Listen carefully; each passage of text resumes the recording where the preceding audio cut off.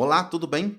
Aqui é seu amigo, evangelista e escritor Samuel Teodoro. Hoje nós iremos abordar a lição de número 4. Exatamente, lição de número 4 que tem por título O Espírito que nos guia para além das fronteiras. E o texto de ouro vai dizer o seguinte: de sorte que as igrejas eram confirmadas na fé. E cada dia cresciam em números. Atos capítulo 16 e o versículo de número 5. Este ponto preciso aqui, nós sabemos muito bem que a igreja crescia tanto, não só em número, mas na divulgação do evangelho, e isso é uma confirmação tão absurda e nós não podemos negar que o evangelho um dia ele chegou a toda a terra. Está lá em Romanos capítulo 10, o versículo 18, precisamente está dizendo que toda a terra, eu estou dizendo toda a terra, um dia ouviu falar deles. Ouviu falar deles quem? Os apóstolos, os discípulos de Jesus. Ouviu falar da pregação do evangelho a respeito da pessoa bendita de Jesus Cristo, salvadora, redentora e protetora. Mas sabemos muito bem que o Espírito que nos guia é o Espírito Santo da verdade. Também tem o Espírito da mentira, que a Bíblia mesmo vai dizer, as Escrituras nos diz que o pai da mentira é o próprio diabo, mas o Espírito Santo da verdade, que não se engana, ele é que nos guia. E diz a verdade prática. O Espírito Santo não apenas guia o cristão em seus passos, mas também o impede de avançar quando isso não está de acordo com a vontade de Deus. Glória a Deus por isso. A leitura bíblica em classe está em Atos capítulo 11, do 11 ao 18, e depois você vai ver que nós vamos ter aí uma informação diferente, porque nós vamos pular para o versículo 25 ao versículo 31. Saindo do versículo 18, vamos dar um salto para o versículo 25 e até o versículo 31, então vai ter um paralelismo de informação, mas tudo está dentro do texto. É uma continuidade da informação, mas eles pularam alguns versículos. Muito bem, vamos a eles. Renavegando de Troade, fomos correndo em caminho direito para a Somatrácia, e no dia seguinte para Neápolis, e dali para Filipos, que é a primeira cidade desta parte da Macedônia. E é uma colônia, e estivemos alguns dias nesta cidade. No dia de sábado saímos fora das portas para a beira do rio, onde julgávamos haver um lugar para a oração, coisa maravilhosa. E assentando-nos, falando às mulheres que ali se ajuntaram, e uma certa mulher chamada Lídia, vendedora de púrpura da cidade de Tiatira, e que servia a Deus, nos ouvia, e o Senhor lhe abriu o coração para que estivesse atenta ao que Paulo dizia. Depois que foi batizada, ela e sua casa nos rogou, dizendo: se haveis julgado que eu seja fiel ao Senhor, entrai em minha casa e ficai ali. E nos constrangeu a isso. E aconteceu que, indo nós à oração, nos saiu ao encontro uma jovem que tinha um espírito de adivinhação, a qual, adivinhando, dava grande lucro aos seus senhores. Esta, seguindo a Paulo e a nós, clamava, dizendo: estes homens que nos anunciam o evangelho da salvação são servos do Deus Altíssimo. E isso fez ela por muitos dias. Mas Paulo, perturbado, voltou-se e disse ao Espírito, o Espírito da mentira: em nome de Jesus Cristo te mando que saias dela. E na mesma hora saiu, perto da meia-noite. Vamos saltar para outra informação agora. Perto da meia-noite, Paulo e Silas oravam e cantavam hinos a Deus, e os outros presos os escutavam. E de repente, olha só, esse de repente é uma forma muito assim de expressar algo que vai acontecer agora. E de repente, não mais do que de repente, sobreveio um tão grande terremoto que os alicerces do cárcere se moveram, e logo se abriram todas as portas e foram soltas as prisões de todos. Acordando o carcereiro e vendo abertas as portas da prisão, tirou a espada e quis matar-se, cuidando que os presos já tinham fugido. Mas Paulo clamou com grande voz, dizendo: não te faças nenhum mal, que todos aqui estamos. E pedindo luz, saltou dentro e todo trêmulo se prostrou ante Paulo e Silas. E Tirando-os para fora, disse: Senhores, que é necessário para que eu faça para, para me salvar? E eles disseram: Crê no Senhor Jesus Cristo e serás salvo, tu e a tua casa. Coisa maravilhosa esse texto aqui.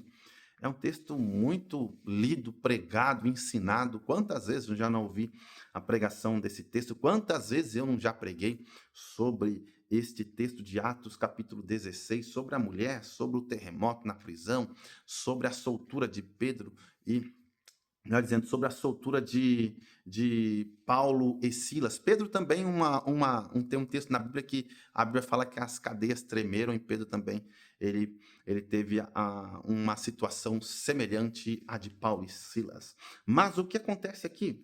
Vamos agora aos pontos precisos da lição. Tópico 1, subtópico 1 vai dizer o seguinte: na segunda viagem missionária, o destaque recai não apenas para a expansão geográfica da igreja, mas sobre a condução soberana do Espírito Santo em cada decisão. Após a separação entre Paulo e Barnabé, Paulo parte com Silas recomendado pela igreja em Listra. Incorpora Timóteo à equipe missionária. Sabemos muito bem que quem escolhe, que quem chama para a obra missionária é o Espírito Santo. E aquele que chama, meu amigo, ele também capacita. A capacidade não é do homem, a capacidade não é a intelectualidade do homem, a formação do homem, tudo isso ajudará, mas é do Espírito Santo. E aquele que chama, depois de capacitar, ele envia. E aquele mesmo que vai enviar, que é o Espírito Santo da verdade, que é o Espírito Santo que envia, ele também cuida e guia. Ok, meu amigo? Então nós temos que ser obediente ao chamado de Deus, à voz de Deus. Por quê? Porque quem chama é Ele. Ele capacita. Depois que Ele capacita, Ele envia. Depois que Ele envia, Ele cuida e guia. Tudo isso o Espírito Santo faz. Coisa maravilhosa e tremenda se nós meditarmos nesse ponto aqui. Mas agora vamos ao subtópico 3, do tópico 1 ainda. Vamos lá, ele. Sem sinagoga, Paulo inicia a missão junto às mulheres, né? As mulheres reunidas à beira do rio. Ali, em um ambiente simples, o evangelho produz frutos eternos. Lídia responde com fé e obediência, ensinando que Deus age tanto em grandes centros quanto em encontros humildes. Sua conversão inaugura a igreja em Filipos e revela que onde o Espírito abre corações, o reino avança. É muito bem. Se nós pararmos e meditarmos naquela parábola que Cristo ele contou, da onde ali a semente cai em diversos tipos de solos, nós podemos tirar isso como um respaldo para nós fazer uma conjugação, por que não se dizer, de uma passagem com a outra e juntarmos e trazer uma ilustração belíssima. Por quê? Porque a palavra de Deus ela cai em vários tipos de solo. E às vezes as pessoas pensam que a palavra de Deus precisa pregar agora e precisa uma multidão de pessoas aceitarem Jesus Cristo. Não! Às vezes a palavra caiu naquele solo e vai surgir efeito, vai crescer, vai dar crescimento depois de muitos dias. Eu falo muito bem isso porque tem igrejas que hoje estão cheias, não porque o pastor está lá, mas porque outros vieram e plantaram, outros vieram e regaram, outros vieram e ajudaram ali no crescimento, e hoje a igreja é uma igreja formada, sólida, rica, que prospera, que avança, mas outros vieram e plantaram. Então, o que acontece? É isso. Um planta, mas quem dá o crescimento é o Espírito Santo, mas cada um faz uma coisa, até chegar um dia que aquele que muitas vezes está colhendo, né, e irá colher, às vezes não fez quase nada, mas ele está lá, também dando continuidade à obra do Senhor Jesus. Cada um faz uma coisa, todos nós fazemos alguma coisa, mas quem dá o crescimento é Deus. Glória a Deus por isso. E tem essa ilustração aí, que a palavra de Deus cai em vários tipos de solo. Então não queira hoje, missionário, você pregando a palavra de Deus hoje onde você esteja pregando, onde você está pregando hoje, estou falando no estado presente, né? Pretérito presente, onde você está pregando a palavra de Deus. Hoje você querer que já tenha lá 200 pessoas, 100 pessoas, ninguém está aceitando Jesus. Calma, meu filho. Calma, vai com calminha. Por quê? Porque não tem como. Eu falo sempre isso. Se você pregar hoje e a igreja já encher de uma forma esplêndida, poderosa, tem alguma coisa acontecendo de errado. Por quê? Porque todo o começo do evangelho, a igreja primitiva, os discípulos, os apóstolos, depois os 120, todo o começo aqui da nossa igreja, que nós somos continuação dela, da igreja primitiva, nós sabemos que todo o começo é difícil, é dificultoso, mas você tem que avançar, você tem que acreditar, você tem que semear, pregar, ensinar, batizar as pessoas nas águas, e o evangelho vai se expandindo. Mas nunca se esqueça que é o Espírito Santo que está movendo os corações ali para que eles aceitam a pregação da palavra de Deus, e o avanço é através do tempo, não do momento exato agora que você quer que cresça já. Calma, vai com calma. Tópico 2 vai dizer o seguinte: mesmo tendo base a casa de Lídia, Paulo e seus companheiros continuavam a frequentar o lugar da oração. Paulo e seus companheiros oravam. É isso que a Bíblia está dizendo. Numa dessas ocasiões, encontraram uma jovem escrava possessa por um espírito de adivinhação. Pneuma pitona, né? Que também dizem que é o espírito de Pitom, porque é isso, falso espírito de Pitom. Podemos dizer que não é pseudo, pneuma, pitona. Poderemos colocar essa conjugação aqui, né? Porque nós estudamos um pouco de teologia, nós sabemos muito bem. Então, é pseudo, pneuma, pitona, porque é um falso espírito de Pitom. Prática condenada pelas Escrituras. Embora falasse verdade sobre os missionários, seu testemunho não procedia de Deus, à semelhança dos demônios que reconheceram Jesus, lá em Marcos, capítulo 1, versículo 24, Lucas 4, 40 e 41, 42, vamos ler ali que vai acontecer isso também. Perturbado, Paulo ordenou em nome de Jesus Cristo que o Espírito saísse dela, e a libertação foi imediata, revelando a autoridade do Evangelho sobre as trevas, revelando o poder transformador que o Evangelho tem. Eu falo sempre isso, você pode colocar qualquer tipo de evangelho, você pode falar qualquer tipo de evangelho que existem hoje na Terra, que são milhares, mas o único que tem realmente poder de transformar a vida do ser humano, transformar a situação, o estado, transformar o ambiente, o evangelho ele tem um poder exuberante que só o evangelho de Cristo tem. Poder. O evangelho, se você tirar o poder, você vê que ele deixa de ser evangelho. O evangelho de Jesus Cristo ele é diferente de todo tipo de evangelho que existe na Terra, porque tem poder. Eu disse poder, exatamente, dunamis, poder. Glória a Deus. Mas esse espírito que estava na moça aqui era um espírito de adivinhação. É um pseudopneuma. Portanto, nós podemos dizer isso. Pseudopneuma.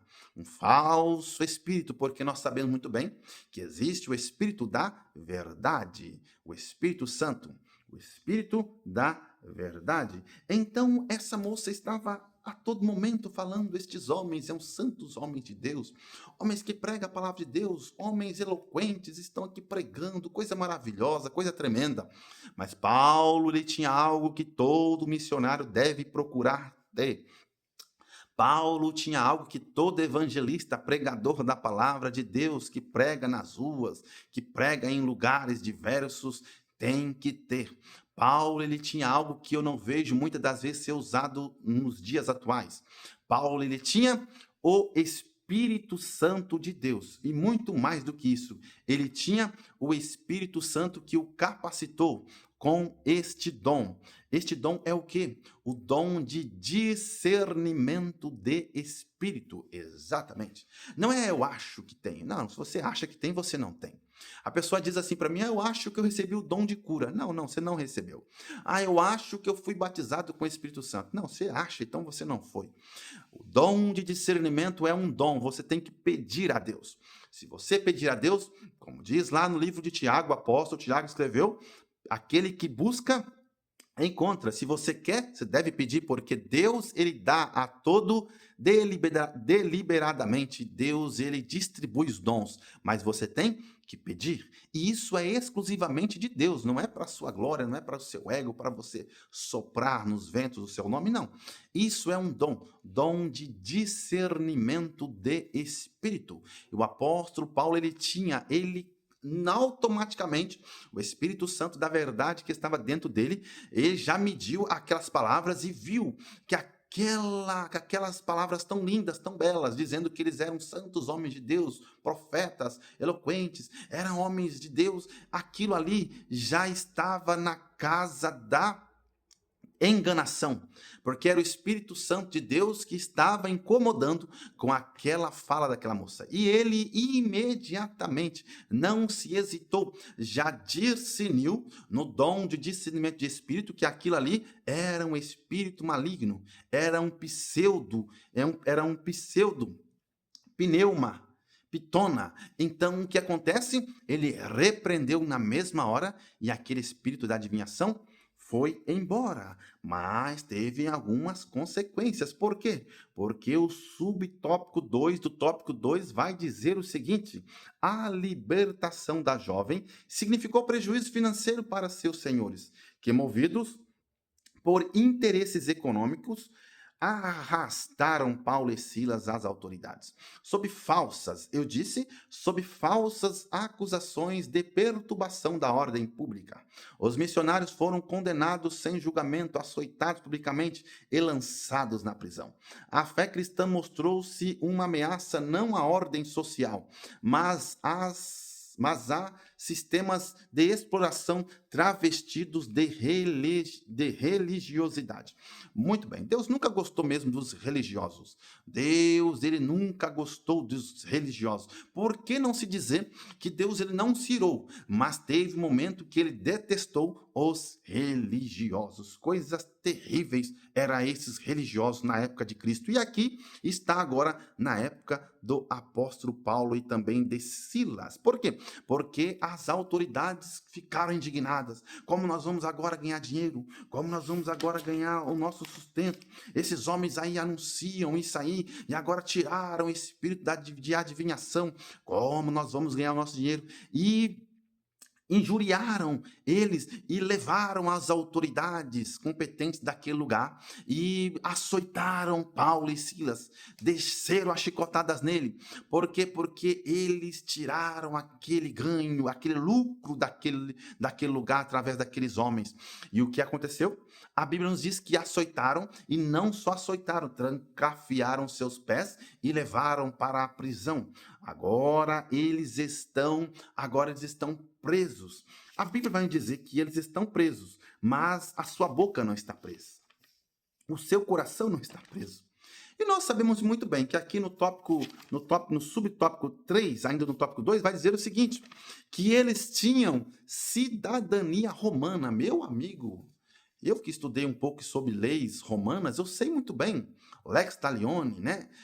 Lei dos códigos de Hammurabi. Quando nós se aprofundamos nas leis, nós chegamos nas leis civis romanas. Por quê? Porque o nosso ordenamento jurídico civil é uma herança, advém dos códigos romanos. Muitas coisas nós pegamos dos códigos romanos. Então nós estudamos muito profundamente quando nós caímos no Lex Talionis, Código de Hammurabi e enfim, a outras leis. Nós caímos de cara com as leis romanas. E nós sabemos muito bem que na época de Paulo e Silas não poderiam eles serem açoitados por terem cidadania romana. Eles não poderiam ser penalizados com açoites. Não, não, não, não, não. Eles tinham alguns direitos, olha só, o cidadão romano na época de Paulo e Silas tinha tanto direito que eles poderiam apelar, se fosse o caso, até para o rei, para o imperador, para o governador, para César. Eles podiam chegar na máxima corte e somente depois de todos os trâmites serem julgados, aí sim eles poderiam ser penalizados. Mas aqui já foram batendo neles. E eles, como crentes, ficaram na sua. Ficaram quietos. É assim que acontece com os cristãos. Por quê? Porque crente de verdade, crente lavado e remido no sangue do Cordeiro, ele tem a marca. O apóstolo Paulo vai dizer que tem a marca. Qual é a marca? A marca de Jesus Cristo. Quem tem a marca, a Bíblia fala que o inimigo não toca. Só toca enquanto Deus permite. Mas quem tem a marca, carrega a marca de Cristo, o inimigo não toca.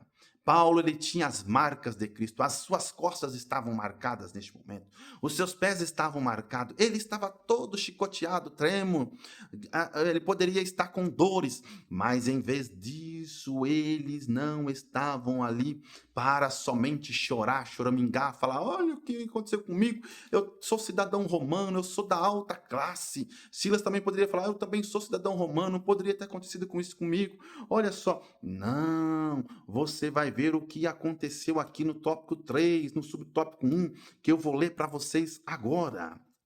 Falsamente acusados, Paulo e Silas foram publicamente açoitados e lançados no cárcere interior de Filipos, com os pés presos no tronco, tratados como os criminosos, perigosos, sofrendo humilhação, dor e injustiça.